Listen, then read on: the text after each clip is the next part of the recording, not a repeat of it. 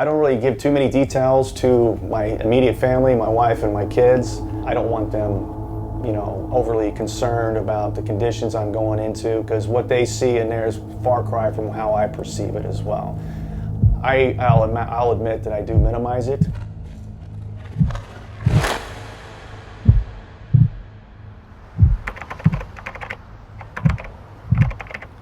Tunnels in San Diego tend to be localized to those areas where there's industry on the north and the south.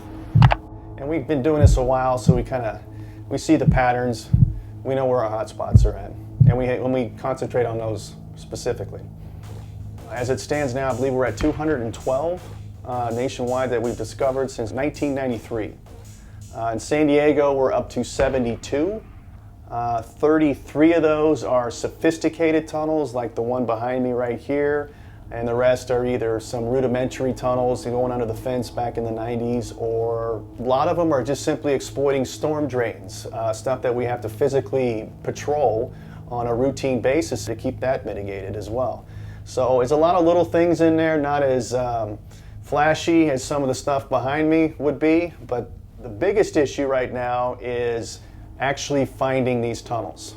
It's not the mapping, it's not the grunt work per se in there, it's actually getting enough information and intelligence and data to actually determine where these tunnels are actually crossing the border at. That is where we need the biggest infusion of support and funding to come through. The two primary concerns we always deal with is the physical and the atmospheric conditions. So we have to mitigate both of those in there before we even consider going inside this thing. And once they're fully mitigated, then we can actually go in and make further assessments. We ain't cowboys. We know what we're doing.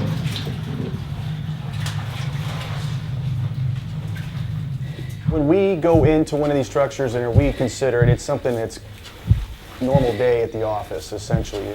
But the first time you've actually ever been in one of these things in there, the first thing that's going to get you is the smell.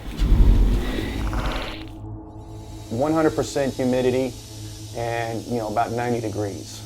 So that's the first thing that hits you, is the temperature and the humidity on top of that.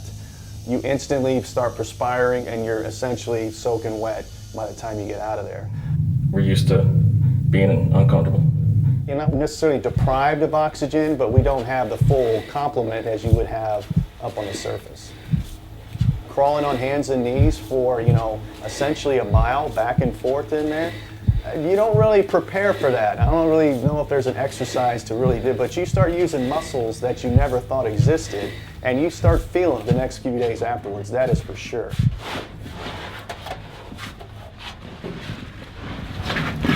Smell laundry detergent.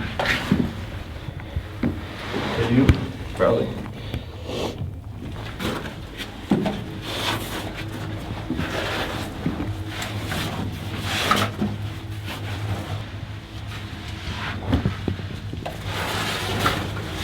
There's only so much time a human can actually go into this thing and actually effectively work in there safely. So that's one thing we can't bring enough water in these things in there. If we don't run out, we come back out, rehydrate, and go back in, when appropriate.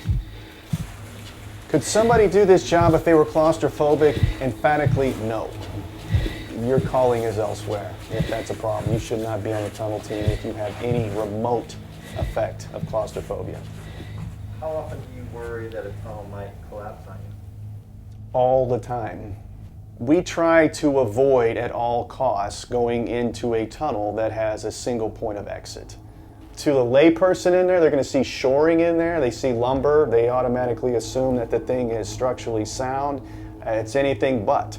You don't want to touch anything. The only thing holding that thing together is the moisture in the air. As far as collapse go, it's not stuff coming down on your head like the movies would show. It's usually just a very forceful sidewall blowout where the wall literally just blows out. And we've seen instances where it's just turned 2x4s into splinters. In the back of my head, I'm always looking at the shape of the tunnel. I'm always seeing, what does it feel like in there? Is this sound? Is it something that I can continue going forward on? This is a pretty standard tunnel, what you usually see. They just use hammer drills. You can see the spade marks right here. One guy usually just digs the crude space. Another guy comes in and essentially shapes it. That's half of what we do in there, is assessing this geology right here. It's knowing the good stuff from the bad. What's structurally integrity, what isn't.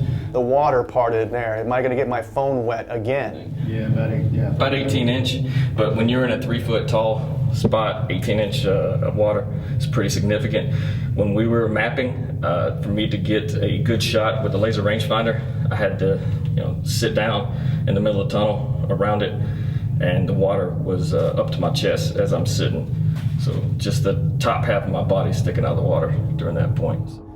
So it's shape, it's the mud, it's the smell. What is that smell? I keep smelling that all the time in there. Some of these longer tunnels, unfortunately, in there, they don't build them with the required facilities necessary for long-term construction activities, if you gather that, you know what I mean?